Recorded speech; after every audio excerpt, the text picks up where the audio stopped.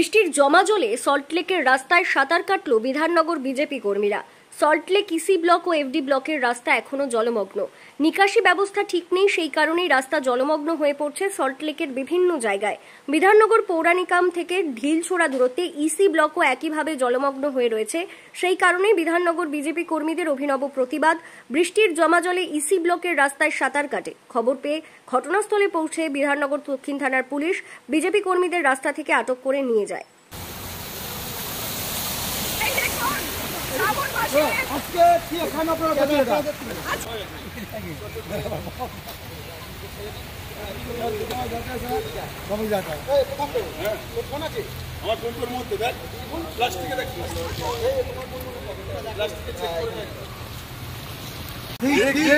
অবিলম্বে নিকাশি ব্যবস্থার সংস্কার করতে হবে। এই যুব মোর্চার আন্দোলন চলছে, চলবে। এই সল্টলেককে টেমস নদী বাংলা চলছে না, চলবে না। এই নিকাশি ব্যবস্থার আমূল সংস্কার করতে হবে। এই মেয়র তুমি ঠিক ঠিক ঠিক কার, এই মেয়র তুমি ঠিক ঠিক ঠিক কার। এই নিকাশি ব্যবস্থার আমূল সংস্কার এই বিধাননগরে করতে হবে। এই বিজেপির যুব মোর্চার আন্দোলন চলছে, চলবে। এই সল্টলেকের নিকাশি ব্যবস্থার আমূল সংস্কার করতে হবে।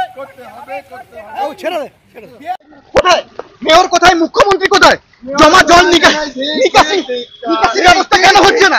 নিকাশি ব্যবস্থা কেন হচ্ছে না? নিকাশি ব্যবস্থার এই বেহাল দশা কেন? বিধাননগরের মানুষ, কলকাতার মানুষ এই ভুক্তভোগী হবে কেন? সাঁতার দেখছে না, সুইমিং কস্টিউম, আর সাঁতার যাওয়ার দরকার নেই। এইখানে সব সাঁতার কাটবে। দিদি আসুন, দিদিও সাঁতার কাটছে।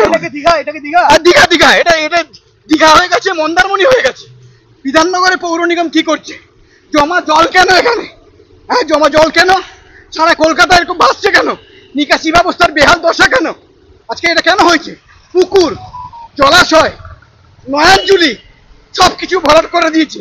বাস্তুতন্ত্র, ইকোসিস্টেমটাকে এই সরকার তলানিতে ঠেকিয়ে দিয়েছে। এই জন্য সুইমিং পুলে আর যাবো না। এইখানে আমরা সবাই মিলে বিজেপি যুব মোর্চার পক্ষ থেকে আমরা সাঁতার কাটলাম। সঞ্জয় পড়া, বিজেপির কর্মী। আজকে তো আমাদের মনে হচ্ছে এই বিধাননগর দেখে যে শ্রাবণ মাসে গঙ্গার ধারে যে গঙ্গা জল নিয়ে আমরা আজকে তো মাথায় গঙ্গা জলের মতো ছেটাতে হলো। শ্রাবণ মাসে শিবের মাস, সেখানে গঙ্গায় যেতে পারছি না, মনে হচ্ছে দুয়ারে গঙ্গা। আজকে দুয়ারে নদী, আজকে এই নদীটার নাম আমরা দিয়েছি বিধাননগর নদী। আজকে যেসব বাণী নিয়ে বড় বড় সব ঠাকুরের নামে কৃষ্ণা, তুলসী, বাণী এইসব নাম নিয়ে যারা ভোট লুটেছে, ভোট অপব্যবহার করেছে, মানুষকে আজকে যেখানে দাঁড় করিয়েছে কোনো সেবা দিচ্ছে না, মানুষের পরিষেবা। আজকে বৃদ্ধাশ্রম সবাই জানে হয়ে গেছে। আজকে গোটা মানুষ, বৃদ্ধারা সব আটকে পড়ে আছে এই জলে। তাদের জন্য কোনো ভাবনা নেই পুরসভার, তাদের জন্য কোনো ভাবনা নেই। গোটা পশ্চিমবঙ্গের এই হাল করে দিয়েছে উন্নয়ন, দুয়ারে নদী। আর কিছু বলার নেই আমাদের। আমার নাম মলি পাল।